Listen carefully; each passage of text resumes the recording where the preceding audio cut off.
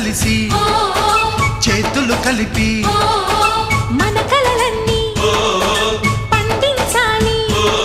ఒక చోట పుట్టని కోడళ్ళు అయ్యారు అమ్మకే కూతుళ్ళు. త్వరలోని ముద్దుగా పుడతారు ఈ తాత పోలికల మనవళ్ళు. ఈ సంతోషాలు సరదాలే మా పండుగలు.